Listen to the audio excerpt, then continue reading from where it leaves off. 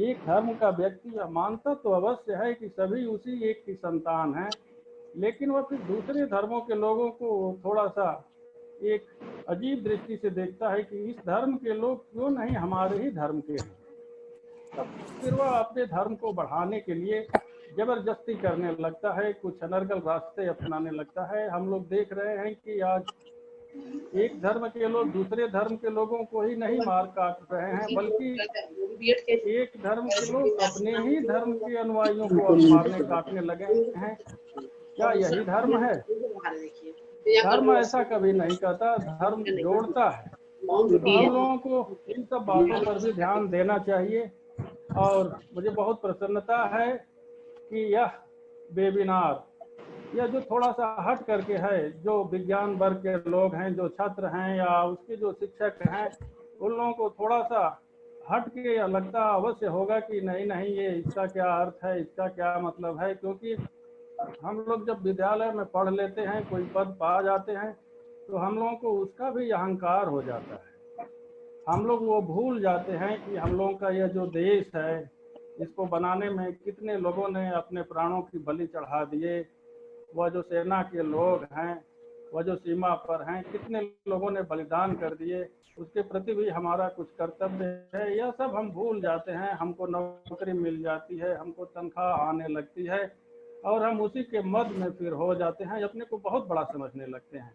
तो यह संतों की वाणियों का, अवघड़ अघोरेश्वर या अघोर की वाणियों का हम लोग फिर अवहेलना करने लगते हैं। और संपूर्ण विश्व में जो समस्याएं हैं, उन समस्याओं का मूल अगर हम लोग ये खोजते जाएं, ट्रेस करते जाएं, तो अंतोगत तो वही पहुंचेंगे कि ये जो संत हैं, जो अघोर हैं, जो अवघड़ हैं, जिन्हें शिव का स्वरूप कहा जाता है, उनकी बातों की अवहेलना की। हम लोग यह भी नहीं ध्यान देते कि ये जितने धर्म ग्रंथ लिखे, ये जो लिखे गए शास्त्र लिखे गए, वो सब भी इन्हीं आश्रमों में ही लिखे गए, ऋषि मुनियों के आश्रमों में। तो आज की जो वैश्विक समस्याएं हैं, उसके समाधान के लिए यह नितांत आवश्यक है। जब तक हम इधर मुड़ेंगे नहीं, तो फिर तो स्वागत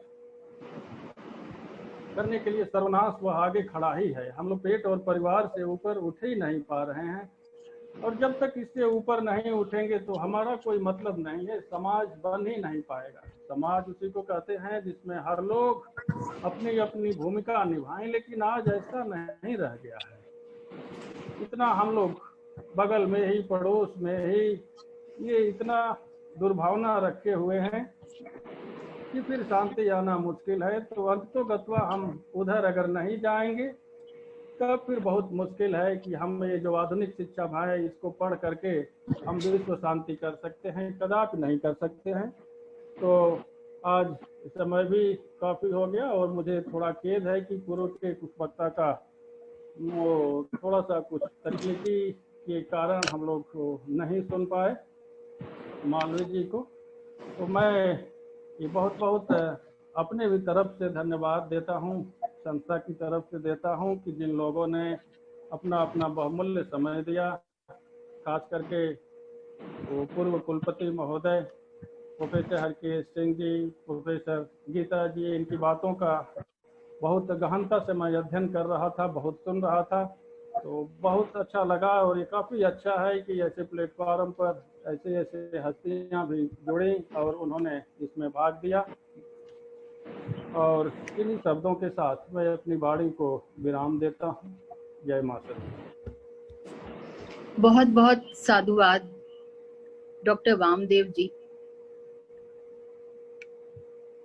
हमें पूरा विश्वास है कि आज के ये अघोर जो हम लोग आमतौर पे सुनते हैं तो लगता है कि कठिन, लेकिन बहुत ही सरल। हमारी रहनी सहनी कैसी हो, हमारे विचार कैसे हो, किस प्रकार हम अपने मन को बदलकर मन स्थिति को बदल सकते हैं, इस अघोर पद की तरफ चल के हम इसके समापन की घोषणा पूज्य अघोरेश्वर के एक वक्तव्य से करते हैं। जिसे जीवित जागृत प्राणियों से प्रेम नहीं होता, उसे मंदिर में बैठे पत्थर के देवता और मस्जिद के शून्य निराकार ईश्वर से प्रेम नहीं हो सकता है। इसी के साथ जय माँ गुरु, जय माँ सर्वेश्वरी। आप सभी को बहुत बहुत धन्यवाद। 250-300 से ज्यादा स्टूडेंट्स जुड़ गए थे और अनायास ही उनको व्यवधान डालने की एक आदत होती है, वो अपना कार्य करते रहे। लेकिन आज के इस वेबिनार से कुछ निष्कर्ष तो निकल के आया ही है कि हम अपनी रहनी सहनी, अपने आचार विचार में किस तरह सर्वेश्वरी समूह से जुड़कर सभी चीजों में हम सुधार ला सकते हैं। कोविड-19 इस महामारी में भी हम इन विचारों के साथ सहायक हो सकते हैं। आप सभी को बहुत बहुत धन्यवाद।